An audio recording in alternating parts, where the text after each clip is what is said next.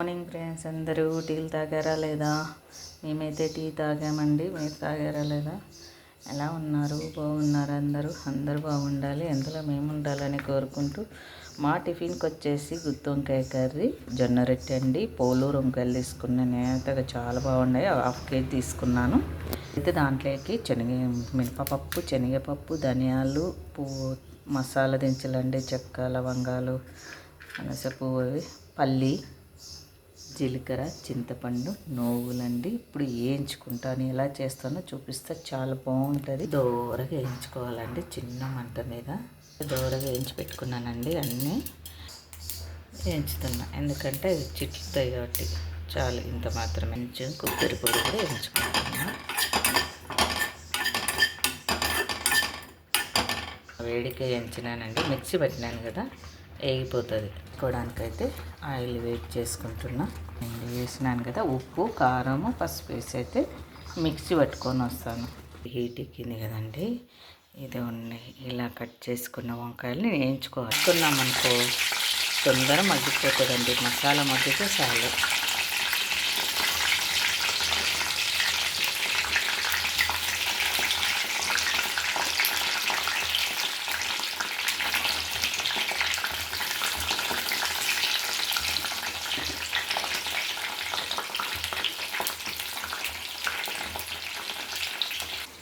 రెండు స్పూన్లన్నర కారం అయితే 3 స్పూన్లు ఉప్పు వేసినానండి.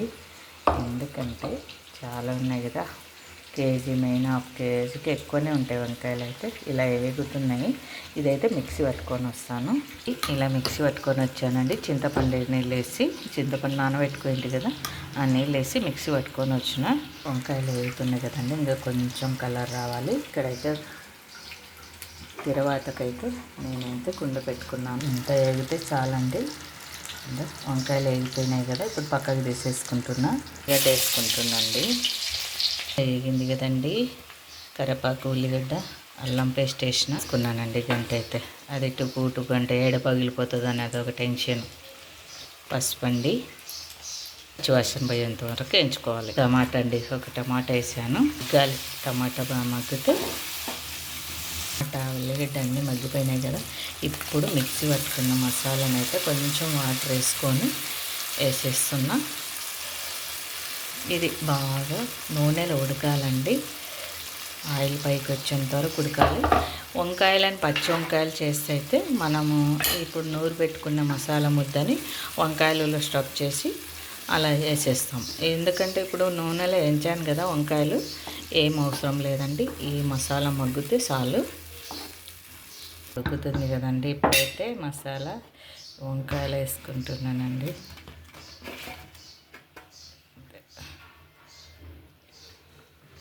ఒక్క 5 నిమిషాలు ఉడికితే చాలండి. వంకాయలు ఇంత ఎచ్చరుగా అనిపిస్తుంది కదా, ఏమంతట్లేదండి. ఉడకటాలకు చిక్కగా అయిపోతుంది. లాస్ట్కి కొత్తిమీర వేసుకొని దించేసుకుంటే గుమ్మగుమ్మలాడే గుత్తి వంకాయ కూర రెడీ అండి.